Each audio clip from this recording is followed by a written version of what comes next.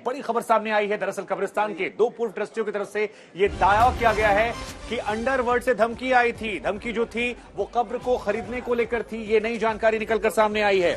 तो आपको बता दें, अंडरवर्ल्ड डॉन और मुंबई धमाके के दोषी की कब्र को लेकर अंडरवर्ल्ड कनेक्शन सामने आया है। कब्रिस्तान के दो पूर्व ट्रस्टी ने दावा किया कि याकूब मेमन के भाई टाइगर मेमन के नाम पर धमकी देकर 2020 में तीनों कब्र खरीदने की कोशिश की गई थी और उस दौरान एक शिकायत पुलिस से भी की गई थी। ये बड़ी जानकारी निकल कर आई है।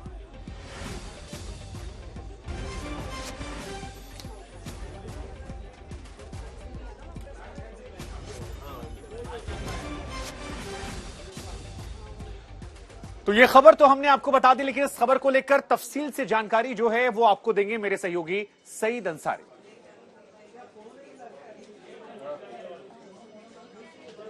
बहुत धन्यवाद शुभांकर। देखिए, हम आपको बताएं कि वो कब्र जिसके आसपास ग्रेनाइट लगा दिया गया, वहां पर लाइटिंग कर दी गई, क्या हुआ था? कब्र को सजाने के लिए अंडरवर्ल्ड की तरफ से धमकी आई है।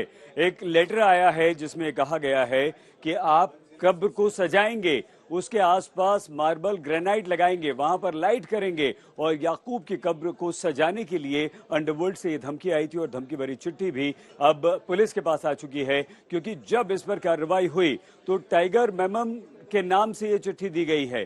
तो टाइगर मेमन ने क्या ये चिट्ठी लिखी?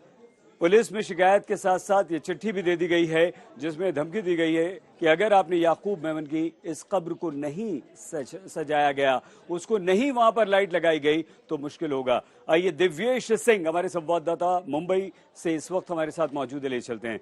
दिव्येश, क्या था इस चिट्ठी में, क्या धमकी दी गई थी और क्या वाकई इस धमकी भरी चिट्ठी के बाद इस आतंकी याकूब की कब्र को सजाया गया?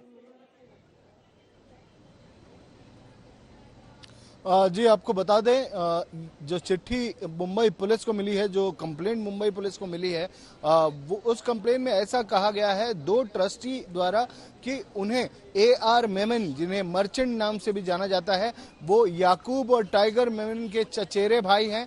उन्होंने उन ट्रस्टीज को ये कहा था कि याकूब मेमन की जो कब्र है उसके अलावा आसपास की जगह मेमन परिवार के लिए रिजर्व कर दी जाए हमेशा हमेशा के लिए, जबकि रूल्स के मुताबिक ऐसा किया नहीं जा सकता। 18 महीने से 2 साल के वक्त के बाद उसी जगह पर एक दूसरी कब्र बनाई जाती है, दूसरे किसी को दफन किया जा सकता है वहां पर, और किसी की प्राइवेट जगह नहीं होती है कब्रिस्तान में, और ये वक्फ बोर्ड की जगह है। और इसीलिए ट्रस्टी ने इसके लिए मना कर दिया था। जब ट्रस्टी ने मना कर दिया तो AR मेमन उर्फ मर्चेंट ने टाइगर मेमन के नाम से धमकी देते हुए ये कहा कि याकूब तो शहीद हो गए हैं पर टाइगर मेमन अभी जिंदा है, उन्हें आज तक कोई पकड़ नहीं पाया, आप समझ जाइए आपके साथ क्या होगा, इस तरीके से। और इस कंप्लेन में ट्रस्टीज ने यही लिखा है मुंबई पुलिस को कि अगर किसी तरीके से उन्हें किसी तरीके की हानि पहुंचती है तो इस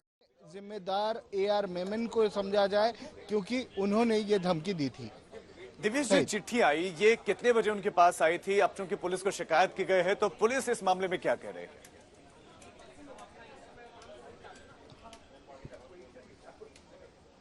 जी, पुलिस इस मामले की पूरी जांच कर रही है। एक DCP लेवल के अफसर इस पूरे मामले में इंक्वायरी कर रहे हैं और इंक्वायरी की रिपोर्ट कल मुख्यमंत्री एकनाथ शिंदे ने भी यही कहा था कि बहुत ही जल्द इस पूरे मामले में इंक्वायरी की जाएगी और इंक्वायरी के बाद आगे का जो फर्दर एक्शन है वो डिसाइड किया जाएगा। पर अभी इंक्वायरी चल रही है और DCP लेवल के एक अफसर इस पूरे मामले की जाँच कर रहे हैं। सही दिव्येश, बहुत शुक्रिया आपका इस तमाम जानकारी के लिए। तो आप बता रहे हैं कि पुलिस इस मामले में जो है पुलिस ने जांच शुरू कर दी है और बहुत गंभीरता से इस पत्र को लिया जा रहा है। आशुतोष, बिल्कुल, लेकिन इस पर सियासी प्रतिक्रिया, सियासी बयानबाजियों का दौर भी शुरू हो चुका है और किस तरह से बयानबाजी हो रही है, चलिए आपको हम सुनवाते हैं, आप देखें। आतंकवादी याकूब मेमन की कब्र को जिस प्रकार से मजार का रूप दिया जा रहा था, ब्यूटिफिकेशन किया जा रहा था, इसका समर्थन नेशनल कॉन्फ्रेंस के नेता कर रहे हैं। क्या मति खो गई आपकी?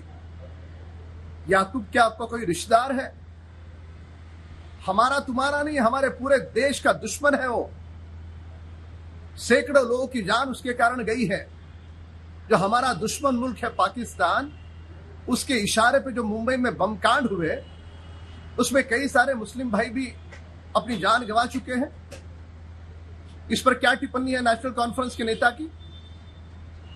यह विषय किसी जाति धर्म का नहीं है, यह विषय हमारे राष्ट्रभक्ति का विषय है। देखो, अपने देश में कोई भी देशद्रोही जो होगा, जिन्होंने गलत काम किया होगा, उसके बारे में ज्यादा चर्चा करने की जरूरत नहीं। अभी क्या हो रहा है, ये जो नया गवर्नमेंट आया है, इन्होंने एक नया इश्यू निकाला है कि पुराने गवर्नमेंट के जमाने में वो हुआ है। ऐसा कोई भी नहीं चाहता कि अपने गवर्नमेंट के टाइम पे ऐसा काम हो। और अभी के जो चीफ मिनिस्टर है, वो तो हम उद्धव ठाकरे साहब के मिनिस्ट्री में तो सीनियर मिनिस्टर थे, तो फिर क्या उसके बारे में क्या करने का? ऐसा नहीं है। ये जो भी किसी ने किया है वो गलत किया है।